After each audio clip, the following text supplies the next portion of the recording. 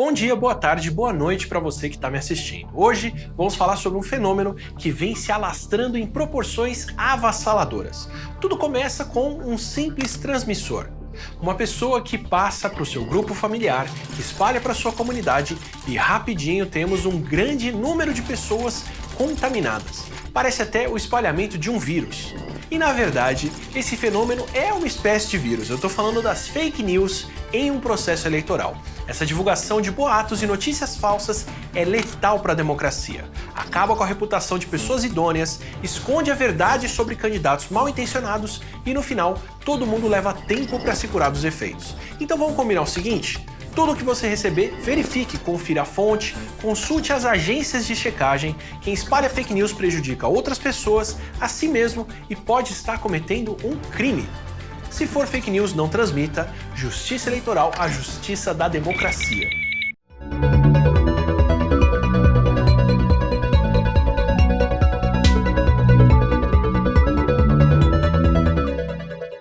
Olá, eu sou o Fabiano Pereira e essa é mais uma edição do Agenda 21 nas eleições, uma iniciativa da OCIP Pira 21 Piracicaba realizando o futuro em parceria com o canal universitário de Piracicaba, TV Unimep e TV USP, com a Exalc USP e com a Unimep, a Universidade Metodista de Piracicaba. O objetivo do projeto é ouvir dos candidatos à prefeitura municipal da nossa cidade quais são suas propostas para temas como desenvolvimento sustentável, falando sobre meio ambiente, mobilidade, segurança, saúde, educação, emprego e geração de renda. E para isso, um grupo de profissionais conduzirá uma série de perguntas sobre os mais diversos assuntos, sempre tomando como base a Agenda 21 do município.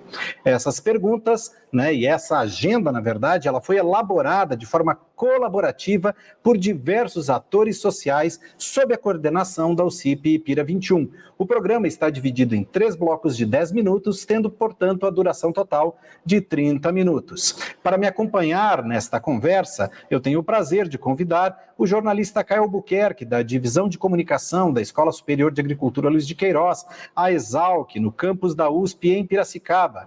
Também o professor Josué Adam Lazier, que é o secretário executivo da OCIP Pira 21, o jornalista Reinaldo Diniz, da TV Unimep, e a professora Rosa Moraes, que é a secretária da Agenda 21, junto à OCIP Pira 21. E a nossa convidada desse programa é a candidata Coronel Adriana, do PSL, o Partido Social Liberal.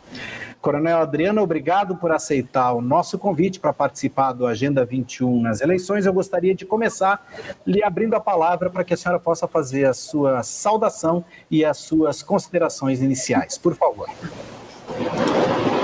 Boa tarde a todos os amigos, que são meus amigos aqui. A gente trabalha bastante tempo com essa equipe, inclusive eu fiz parte, com uma colaboradora especialista da formulação da Agenda Piracicaba 21, 2016-2025. Fiz questão de fazer parte porque considero que é importante o planejamento da cidade para que ela cresça de maneira ordenada, de maneira sustentável e para que tenha oportunidade para todos. Concordo plenamente e estou aqui para fazer inicialmente algumas considerações a respeito dos 6 eixos aqui, para vocês se posicionarem de como é que está e como é que nós aqui do Legislativo estamos vendo, o que está acontecendo na nossa cidade. Na dimensão 1, que é a dimensão social, na área de cultura, inclusive estou respondendo questões agora, a gente verifica o quê?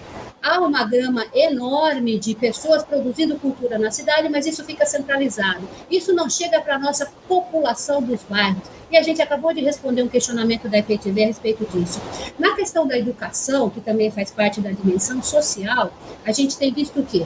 Que, em que pese o ensino já ter sido municipalizado até o 5º ano, já há alguns anos, ainda assim, a nossa média, a nossa nota do IDEB, ainda não conseguimos sair daquele índice médio, que o IDEB é de 0 a 10. Então, a gente ainda se mantém em algum tempo já no patamar de nota 5, 5,5, 5,0. Então, há espaço para melhoria na área da educação, principalmente com relação a resultados.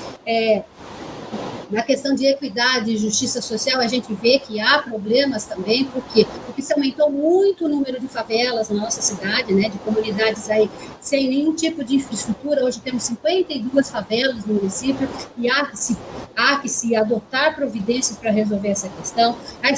Na área de esporte e lazer, o que a gente verificou nos últimos anos, o necessário, sim, incentivo ao esporte para idosos, ao lazer para idosos, mas em compensação as nossas crianças e adolescentes e os praticantes de outros tipos de esportes aqui da cidade acabaram ficando um pouco alijados desse processo. Então, há espaço também para desenvolvimento de ações.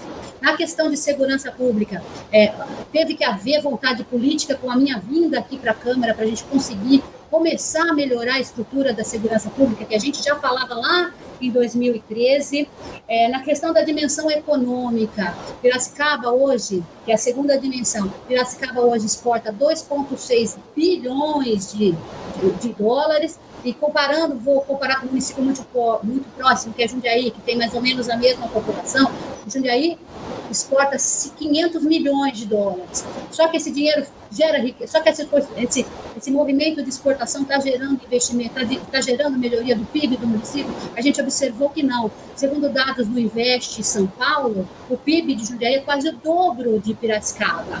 Então, o PIB per capita de Jundiaí é quase o dobro. Geração de empregos formais em Jundiaí também é quase 70 mil vagas formais a mais que a gente. Então, isso significa o quê? Que há espaço, sim, para a melhoria na questão da questão econômica do nosso município. Muitas vezes, o investimento que está sendo feito ou que está sendo buscado não está gerando a riqueza, e essa riqueza é riqueza suficiente para fazer com que o município enriqueça. E uma das consequências da que a gente já falou anteriormente foi a questão da favelização da nossa cidade.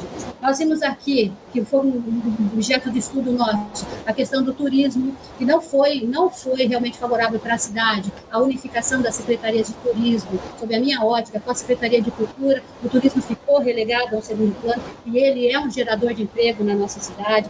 O comércio foi muito prejudicado agora em razão da pandemia, então nós temos que buscar alternativas para que aqueles que fecharam as suas portas voltem a trabalhar, e para que os novos tenham facilidade em investimento. E nessa linha nossa aí de buscar parcerias favoráveis, a gente já fez um compromisso com o SEBRAE para que eles nos ajudem a trazer de volta esses empreendedores e a facilitar o empreendimento na nossa cidade.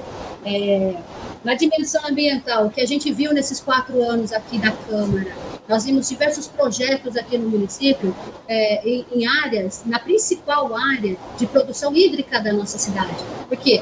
Vamos falar, nós vivemos aqui na Foz de Dois Rios, a captação de água na nossa cidade para o abastecimento é praticamente de um único rio, e estamos nas Foz. Então, toda a carga de poluentes que vem dessas cidades acaba vindo parar aqui.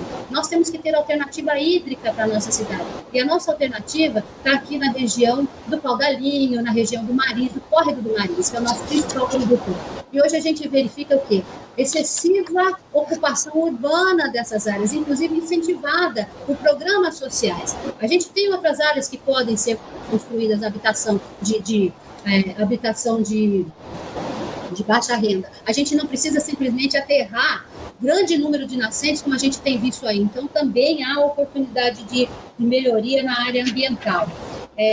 A dimensão política, o que a gente vê aqui, infelizmente foi isso que a gente viu, é a Câmara num papel secundário, e a Câmara realmente tem condições, e eu fui prova viva disso. Nós temos aqui, enquanto vereadores, condição de fazer um trabalho muito profícuo para os nossos cidadãos. Então, há que ter uma educação melhor para que se vote em vereadores que tenham condições de desenvolver o trabalho legislativo que vá realmente fazer com que a nossa cidade se desenvolva.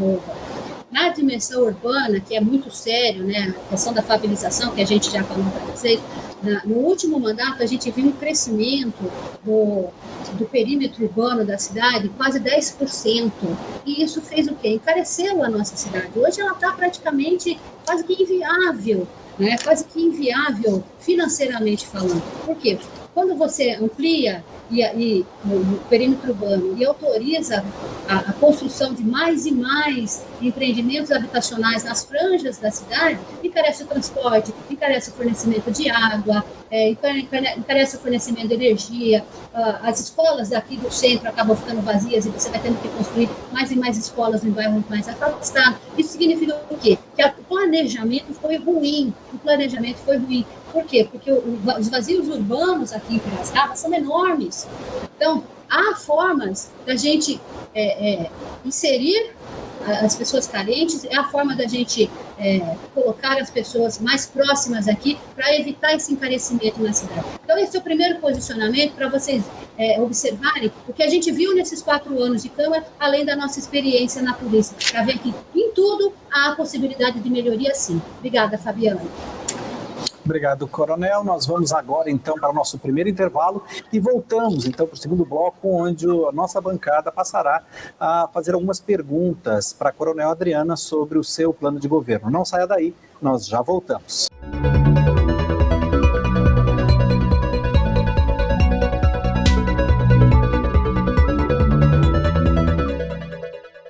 Mais da metade dos votos válidos no primeiro turno.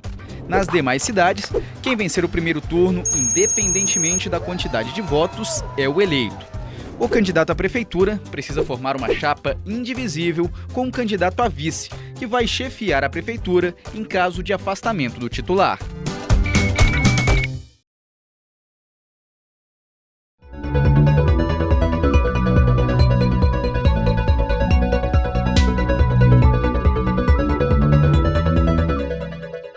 O Agenda 21 nas eleições 2020 está de volta e hoje nós conversamos com a Coronel Adriana, candidata do Partido Social Liberal à Prefeitura de Piracicaba. E para a primeira pergunta sobre a temática meio ambiente, eu convido meu colega, o jornalista Reinaldo Diniz. Obrigado, Fabiano. Seja bem-vinda, candidata. Gostaria que a senhora nos falasse, nos explanasse quais seus planos para combater o desperdício de água captada aqui em Piracicaba, que hoje é superior a 50%, tendo em vista também as dificuldades financeiras do SEMAI. Bom, muito boa essa pergunta, porque essa tem sido um questionamento constante. A questão é o seguinte, o nosso encanamento, assim como o nosso asfalto, já é bastante antigo. O que aconteceu? Nós tivemos 16 anos de uma mesma gestão, e se isso fosse sendo investido de maneira paulatina, na troca do encanamento, ou algo mais moderno, nós não estaríamos hoje nessa situação.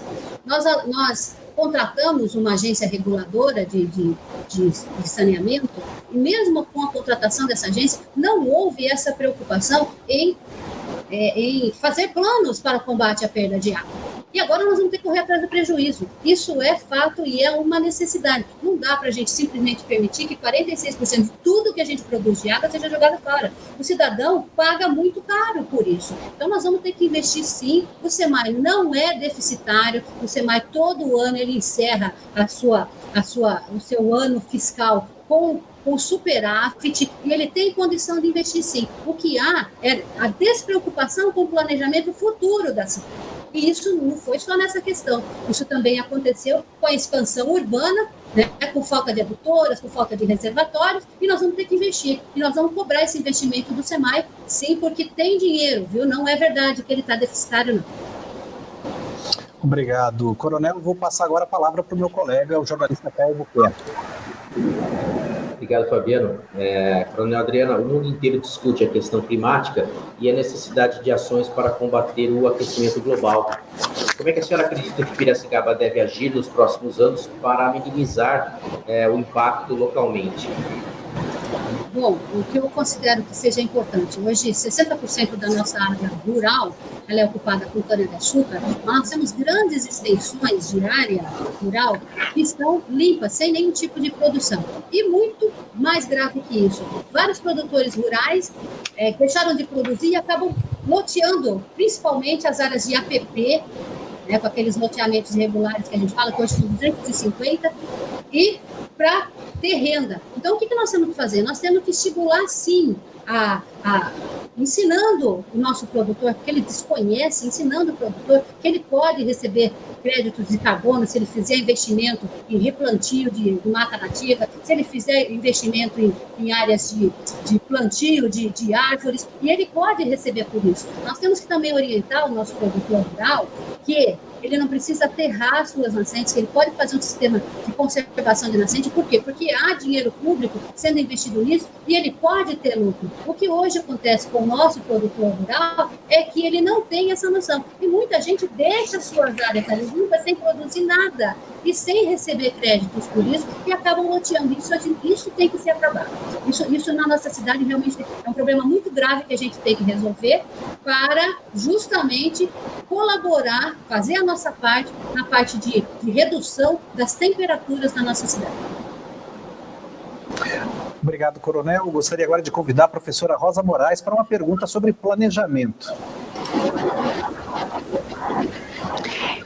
Exatamente, falando de loteamentos irregulares, esse é um problema que vem aumentando no município e eu gostaria de saber quais os seus planos para minimizar essa questão. Então, Rosa, esse é o problema que eu acabei de falar. O nosso produtor rural, ele acaba deixando a sua área improdutiva, né, e para obter lucro, até porque algumas atividades elas acabam não tendo escoamento, ele acaba tendo uma série de dificuldades para poder produzir, e para obter lucro ele acaba loteando as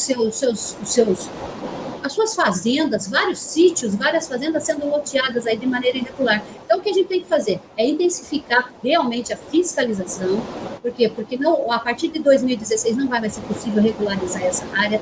Nós temos também que orientar esses produtores rurais, certo? Facilitar o acesso dele a créditos para que ele volte a produzir alimentos, principalmente, para a gente poder deixar de trazer alimentos de outras cidades. A nossa produção de alimentos é muito pequena. Nós temos grande produção de laranja e grande produção de cana, mas alimentos aqui nós não temos nenhum cinturão verde no entorno da cidade que produza para nós. Então nós temos que orientar o produtor rural, sim, para que ele ocupe suas áreas e pare de vender pequenos pedaços, porque isso aí é prejudicial para ele mesmo, para as pessoas que compram, que não vão conseguir regularizar, para o meio ambiente e para toda a cidade, porque encarece muito, porque depois eles ficam pedindo para a gente levar água, para levar esgoto, e as distâncias são enormes, com loteamentos a quase 30 quilômetros da cidade. As distâncias são enormes, não há imposto que chegue para pagar esse tipo de ação que foi permitida de uma maneira muito criminosa para a nossa cidade. Agora, para falar sobre mobilidade, eu gostaria de convidar então o professor Josué Adão Lazier. Dentro das questões que envolvem mobilidade, Coronel Adriano, nós temos uma questão com relação à emissão de gases de efeito estufa decorrentes justamente do transporte da cidade, que representa 66% do total do município. Qual a sua proposta para enfrentar essa situação crítica que vem afetando o clima e a qualidade de vida no nosso município? Bom, nós temos, geralmente, os gases do efeito estufa, que é muito poluente, são os veículos movidos a diesel, né? Que são a nossa frota de ônibus urbano, a nossa frota de caminhões. Para isso aí tem que haver um trabalho de fiscalização com relação à emissão, para que os veículos sejam dotados de sistemas de filtragem. Vou falar para você que a gente vai conseguir instalar linhas de ônibus elétricos aqui. Não há essa possibilidade, porque a capacidade de investimento da cidade ela é muito pequena. Hoje nós temos 1,5%, 1,2% de capacidade de investimento aqui no município. Então, o que vai ter que ter? É controle de emissão.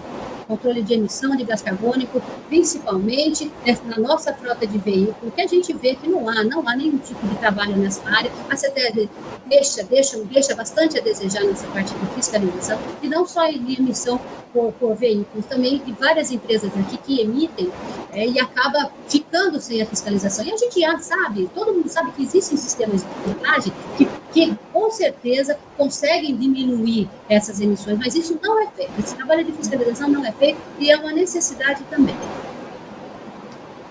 E o assunto agora, candidata, é segurança. E para isso eu convido o Caio Albuquerque.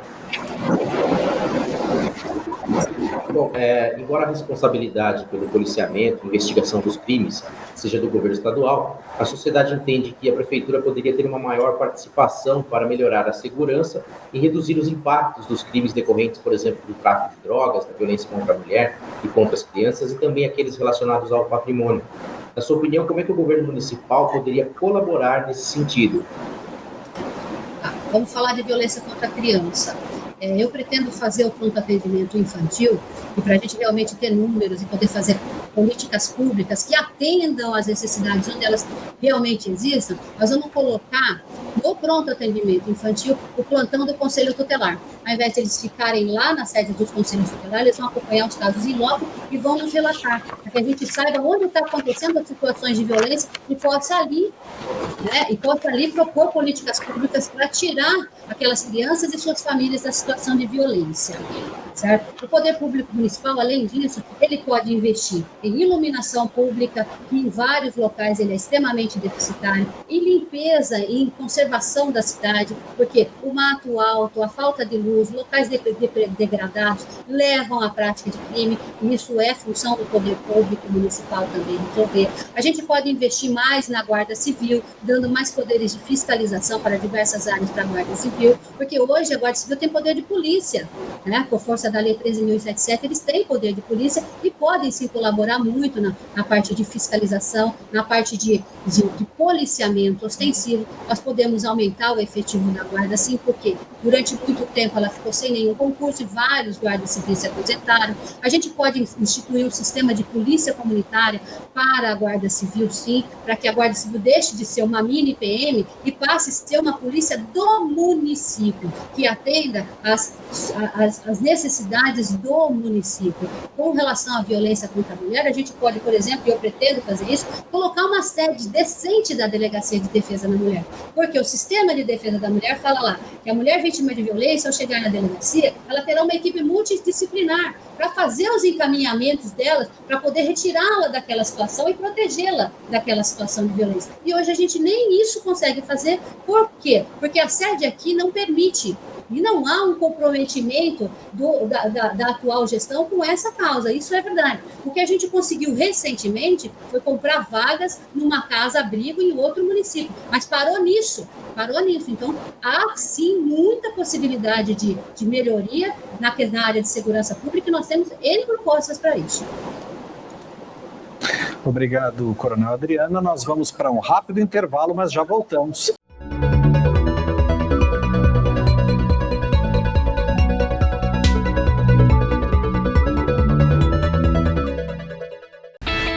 Em novembro, milhões de eleitores brasileiros vão às urnas escolher prefeitos e vereadores. Mas você sabe quais são as funções de um vereador? O vereador faz parte do poder legislativo da cidade. É um representante da sociedade. É ele que elabora projetos de lei que depois vão ser votados na Câmara Municipal. Também é responsabilidade do vereador fiscalizar as ações da prefeitura, principalmente no que diz respeito ao cumprimento da lei e à boa gestão do dinheiro público. A eleição para vereador é proporcional. Isso significa que nem sempre os mais votados conseguem um cargo na Câmara Municipal. Isso porque o Código Eleitoral prevê a aplicação dos quocientes eleitoral e partidário para esse tipo de votação. O quociente eleitoral é o número de votos válidos dividido pela quantidade de vagas. Por exemplo, se na votação para vereador forem confirmados 9.000 votos válidos e existem 9 vagas, o quociente eleitoral é igual a 1.000.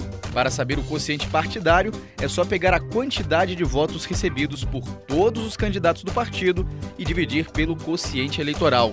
Nessa mesma eleição imaginária, por exemplo, se um partido recebeu 2.000 votos, vai ter direito a 2 vagas na Câmara Municipal. Essas vagas vão ser ocupadas pelos 2 candidatos mais votados do partido.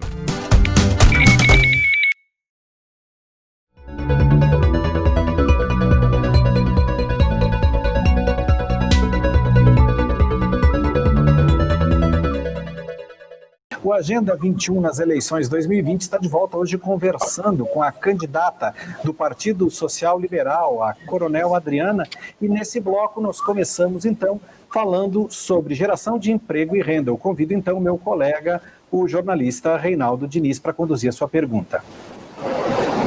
Candidata, a qualificação da mão de obra continua a ser problema para a empregabilidade no nosso município.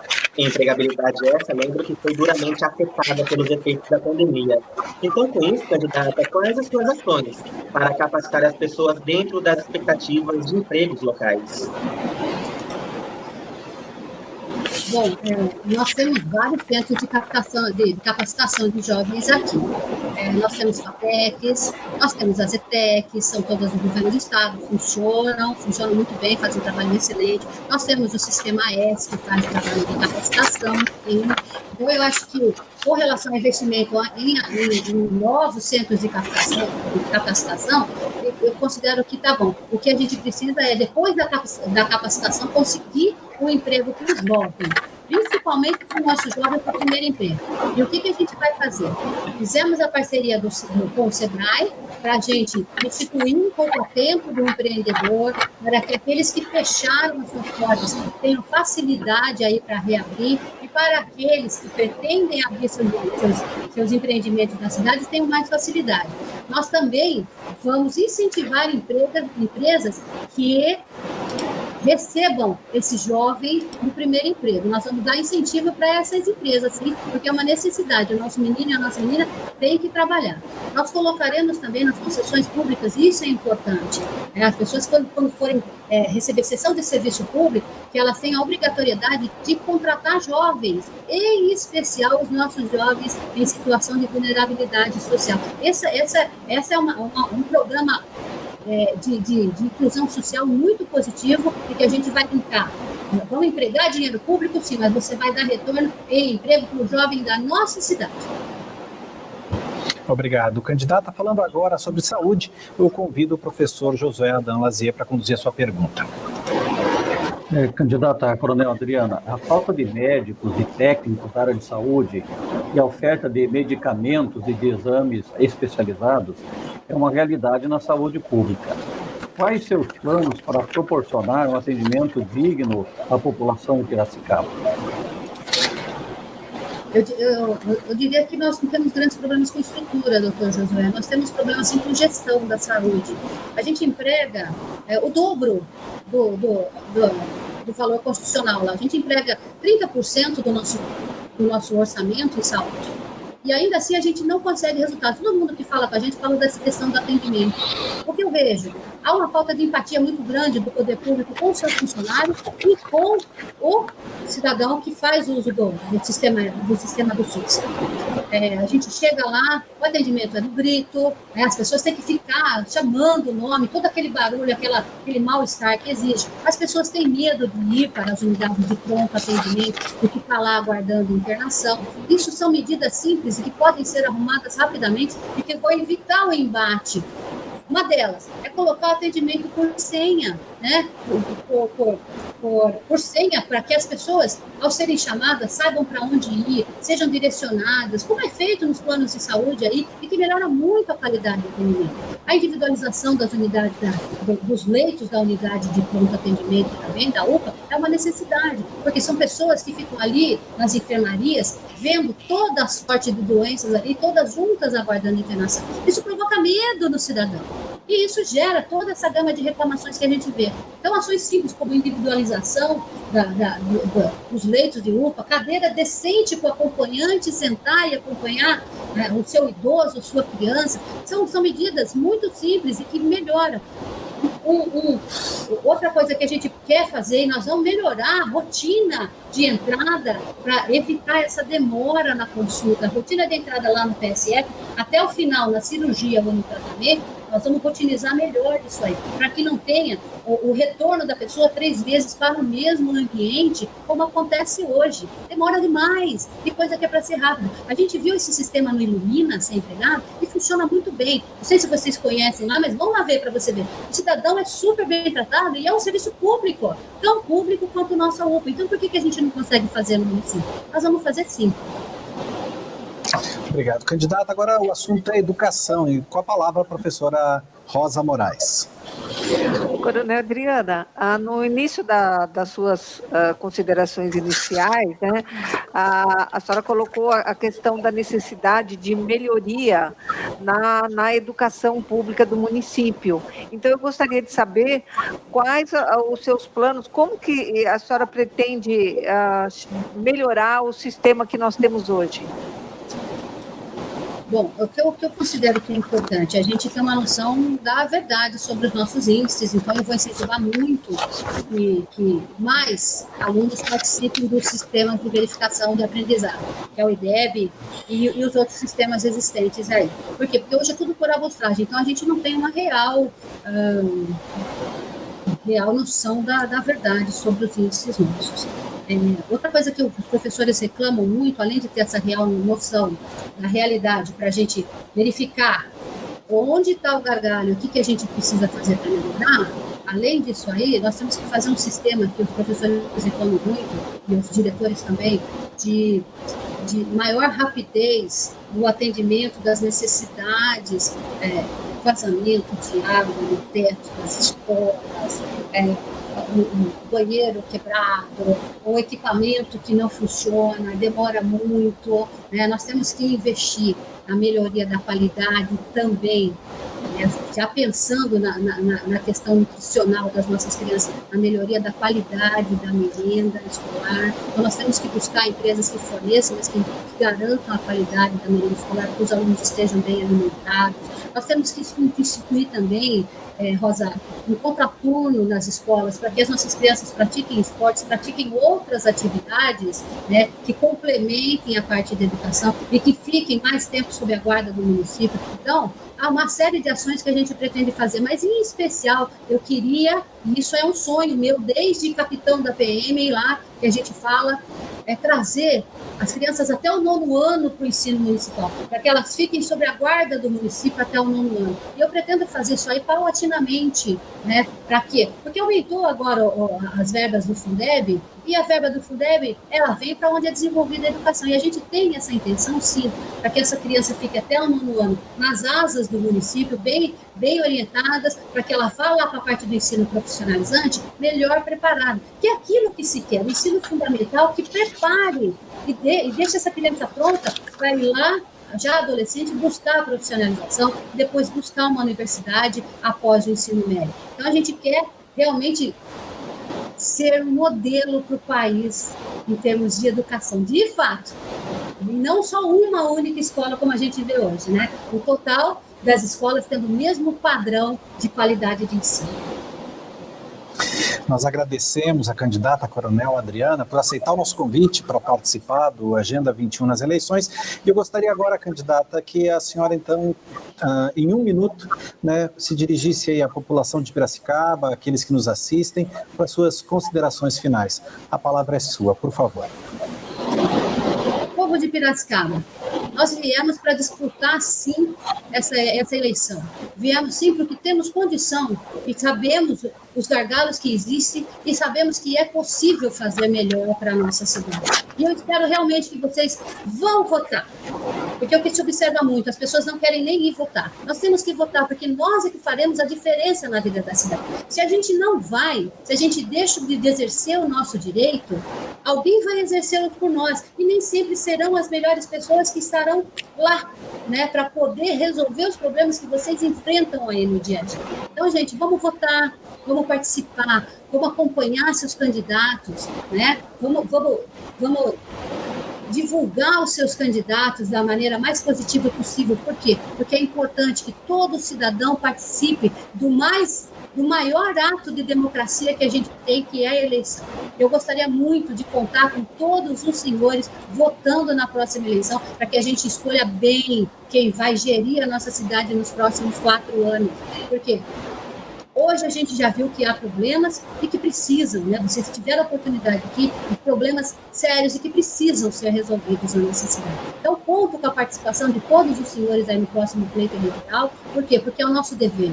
É nosso dever, enquanto cidadãos, participar, sim, desse ato democrático que é a eleição. Muito obrigada, doutor Josué, Fabiano, Reinaldo, Caio e Rosa, nossos amigos, né, que sabem da seriedade do nosso trabalho e contem sempre conosco. Nós agradecemos mais uma vez a candidata Coronel Adriana, do Partido Social Liberal, PSL, por aceitar o nosso convite para participar do Agenda 21 nas eleições. Agradeço também aos meus colegas de bancada e agradeço a você que nos acompanhou em mais essa edição. Nossos demais programas estão disponíveis nos nossos perfis nas redes sociais. Acompanhe, como a candidata falou, conheça a fundo as propostas e vote consciente. Nós nos encontramos na próxima edição. Um grande abraço e até lá. Tchau.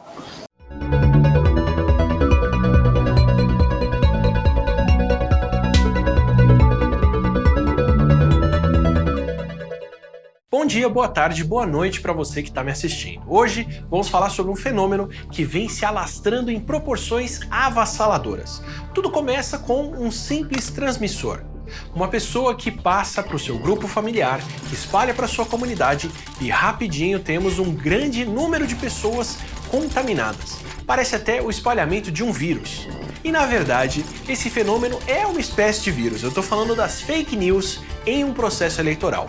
Essa divulgação de boatos e notícias falsas é letal para a democracia. Acaba com a reputação de pessoas idôneas, esconde a verdade sobre candidatos mal intencionados e no final todo mundo leva tempo para se curar dos efeitos. Então vamos combinar o seguinte? Tudo que você receber, verifique, confira a fonte, consulte as agências de checagem. Quem espalha fake news prejudica outras pessoas, a si mesmo e pode estar cometendo um crime. Se for fake news, não transmita. Justiça eleitoral, a justiça da democracia. Em novembro, milhões de eleitores brasileiros vão às urnas escolher prefeitos e vereadores. Mas você sabe o que um prefeito faz? O prefeito é o chefe do executivo municipal. Isso quer dizer que ele chefia a administração da cidade. Cabe a ele elaborar políticas municipais de saúde, educação, habitação. Além disso, o prefeito deve sancionar ou vetar os projetos de lei aprovados pelo legislativo da cidade. A eleição para prefeito segue a mesma lógica da escolha de governadores e do presidente da República: votação majoritária.